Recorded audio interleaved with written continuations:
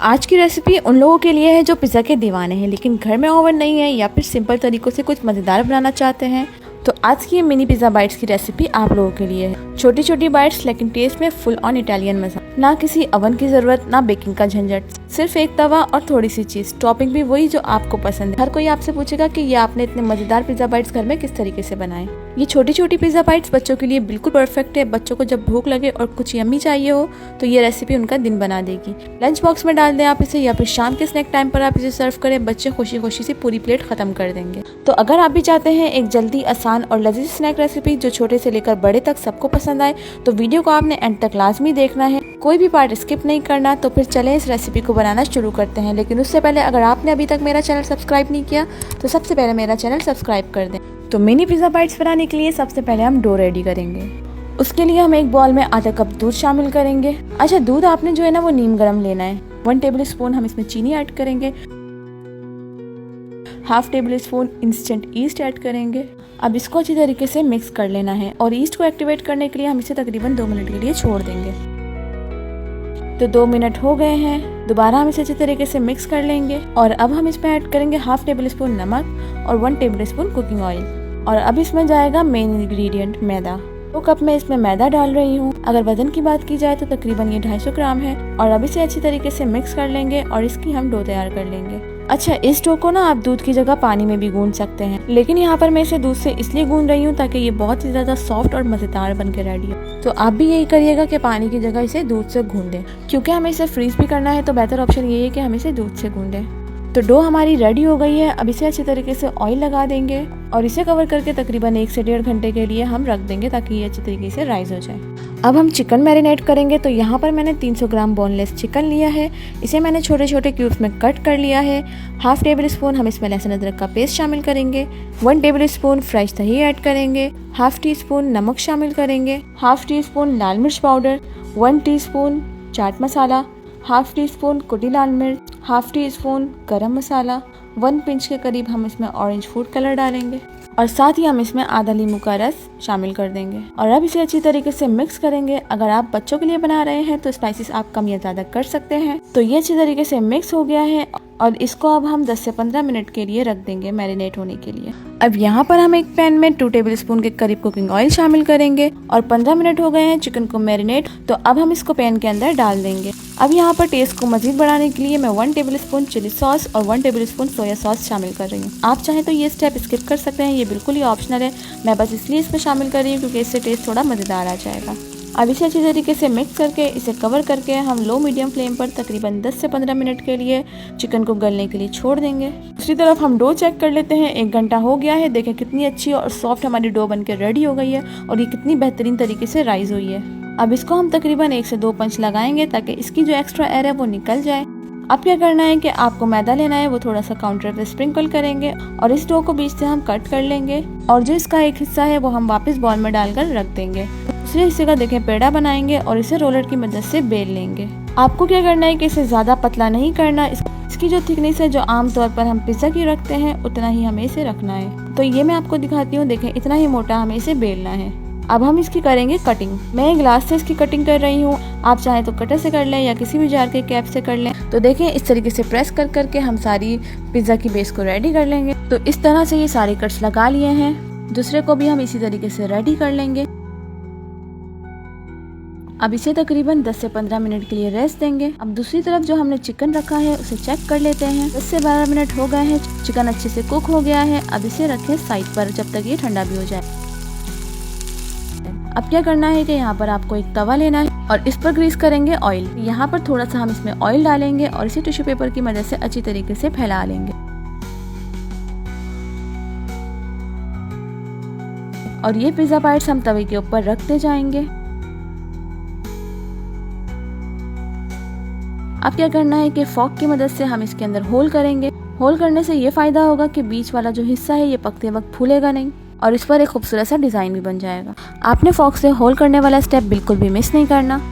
तो जी इसको ले जाएंगे अब हम चूल्हे की तरफ और अब हम इसको चूल्हे पर रखेंगे और फ्लेम ऑन कर दिए है। अब हम इसे कुक करेंगे।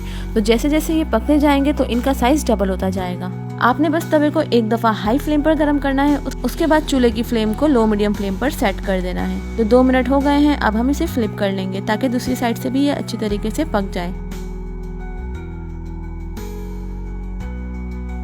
और देखें ये कितनी अच्छी तरीके से फूल चुके हैं। कुछ सेकंड के बाद ही देखें दूसरी तरफ से भी बेहतरीन सा इसका कलर आ गया है। जो हमारी पिज्जा बेस है बिल्कुल रेडी है। कलर चेक करें आप लोग। बस इन सब को हम निकाल लेंगे।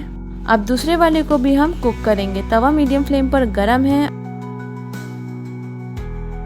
कितनी ज़बरदस्त सी हमारी पिज़्ज़ा बेस जो है वो तैयार हो चुकी है। तो इस तरीके से मैंने सारी पिज़्ज़ा बेस जो है वो रेडी कर ली है। तो 3 मिनट ही लगते हैं और हमारी पिज़्ज़ा बेस जो है वो बनकर तैयार हो जाती है। अब ये जो पिज़्ज़ा बेस है हम इसे अच्छी तरीके से ठंडा कर लेना है कि मैं आपको चेक करवाती हूँ कितनी सॉफ्ट बन के ये रेडी हुई है और कितनी फूली फूली और मज़ेदार लग रही हैं। तो ये पिज़्ज़ा बेस कम्प्लीटली ठंडी हो गई है। अब आप इसे जिपलॉक बैग में डालें, एयर टाइट कंटेनर में डालें, स्टोर कर लें। बस इसे जिपलॉक बैग में डालें और फ्रीजर में डालकर फ्रीज कर लें।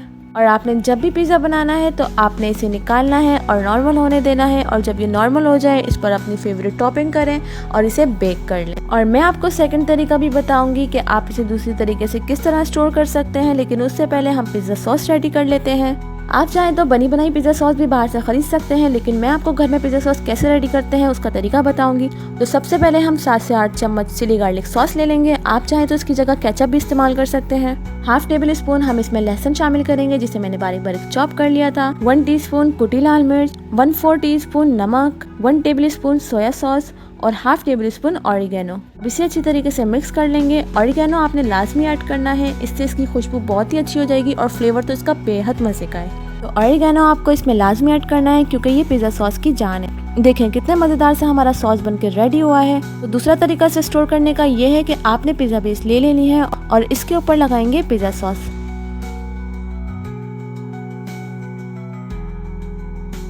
तो यहाँ पर सबके ऊपर मैंने अच्छी तरीके से पिज़्ज़ा सॉस जो है वो स्प्रेड कर दी है। अब इसके ऊपर चीज़ रखेंगे। तो यहाँ पर मैं इसके ऊपर चेडर चीज़ और मोज़रेला चीज़ दोनों रख रही हूँ। चीज़ इसके ऊपर सेट हो गई है। अब इसके ऊपर रखेंगे चिकन की टॉपिंग। जितनी क्वांटिटी में आपको ये चिकन चंक्स रखने हैं आप उसे इतनी क्वांटिटी में रख सकते हैं। तो यहाँ पर चिकन की टॉपिंग हो गई है। इसके बाद हम इसके ऊपर शिमला मिर्च रखेंगे थोड़े थोड़े से डिस्टेंस पर, और थोड़े से यहाँ पर मैंने टमाटर चॉप कर लिए थे, ये भी हम थोड़े थोड़े से डिस्टेंस पर रख देंगे। अब इसके ऊपर हम ऑलिव्स लगाएंगे। ऑलिव्स आप अपनी मर्जी से कम या ज़्यादा लगा सकते हैं। अब एंड में हम इसके ऊपर स्प्रिंकल करेंगे चिली फ्लेक्स और ऑरिगेनो से इसका टेस्ट मजीद अच्छा हो जाए। और जो बाकी के पिज़्ज़ा बाइट्स हैं उनको भी हम इसी तरीके से रेडी कर लेंगे। दूसरा तरीका यह है कि आप इन्हें रेफ्रिजरेटर में रखें। जब ये अच्छी तरीके से फ्रीजर में फ्रीज हो जाए तो आप इन्हें निकालें और जिपलॉक बैग में डालें और इसे दोबारा फ्रीज कर लें। जब आपका दिल करे निकालें और इसे नॉर्मल होने दें, फिर इसे बेक करें और एंजॉय करें। अब मैं आपको इसे बेक करके दिखाती हूँ और आपको दिखाती हूँ कि इसे विदाउट ओवन बेक किस तरीके से किया जा सकता है। एक पैन में थोड़ा सा ऑयल डालना है और इसे टिश्यू की मदद से अच्छे से फैला देंगे। तो ऑयल अच्छे से ग्रीस हो गया है। अब इसके ऊपर हम मिनी पिज़्ज़ा बाइट्स रख देंगे। तवे को मैंने लो मीडियम फ्लेम पर गर्म कर लिया है और इसके ऊपर हम इसे बेक करेंगे। ये जो हमारी बेस है ना पिज़्ज़ा की, ये पहले से ही पकी हुई है, तो ज्यादा देर हमें इसे बेक नहीं करना। तवा हमारा गर्म है और मिनी पिज़्ज़ा बाइट्स जो है वो हमने तवे पर रख दिए हैं। अब इसे कवर कर देंगे और इसकी फ्लेम को लो कर लेंगे और तकरीबन इसे 5 से 6 मिनट हम बेक करेंगे ताकि चीज़ अच्छे से मेल्ट हो जाए। तो 6 मिनट हो गए हैं। बेहतरीन से हमारी ये मिनी पिज़्ज़ा बाइट्स जो है वो रेडी हो गई हैं और इसको निकाल लेते हैं। ये चेक करें आप कितने खूबसूरत और मज़ेदार लग रहे हैं, बिल्कुल ऐसे कि जैसे बाहर से मंगवाए हैं। आपने बाहर से ये पिज़्ज़ा बाइट्स बिल्कुल भी नहीं मंगवाना, घर में खुद तैयार करना है बेहतरीन और हाइजेनिक तरीके से। और सबसे बड़ी बात, आप इसे ज़्यादा से ज़्यादा क्वांटिटी में भी बना सकते हैं और इस पर करें अपनी मर्जी की टॉपिंग। आप इसे ओवन में भी बेक कर सकते हैं। ओवन को आपने पहले प्री हीट करना है 180 डिग्री पर और उसके बाद आपने मिनी पिज़्ज़ा बाइट्स को 7 से 8 मिनट के लिए बेक कर लेना है। तो उसमें भी ये बिल्कुल बेहतरीन तरीके से बेक हो जाएंगे। तो देखें कितने ज़बरदस्त से हमारे मिनी पिज़्ज़ा बाइट्स बनके रेडी हुए हैं। बच्चों को ये छोटे वाले पिज़्ज़ा बहुत पसंद होते हैं, तो आप इसे बनाएं बच्चों के लंच बॉक्स के लिए, शाम में टी टाइम में। ये शाम की चाय के साथ बहुत ही मजे के लगते हैं। तो ये थे हमारे मज़ेदार से मिनी पिज़्ज़ा बाइट्स बिना ओवन के, देखने में बिल्कुल परफेक्ट। उम्मीद करती हूँ आपको मिनी पिज़्ज़ा बाइट्स की रेसिपी बहुत अच्छी लगी होगी। तो जल्दी से वीडियो को लाइक करें और दूसरों के साथ लाजमी शेयर करें। और अगर आप चैनल पर नए हैं तो चैनल को सब्सक्राइब करें and hit the bell icon. और मुझे कमेंट में लाजमी बताइएगा कि आपको किस तरीके की टॉपिंग पसंद। मिलते हैं इंशाल्लाह किसी नई रेसिपी के साथ, तब तक के लिए अल्लाह हाफिज़।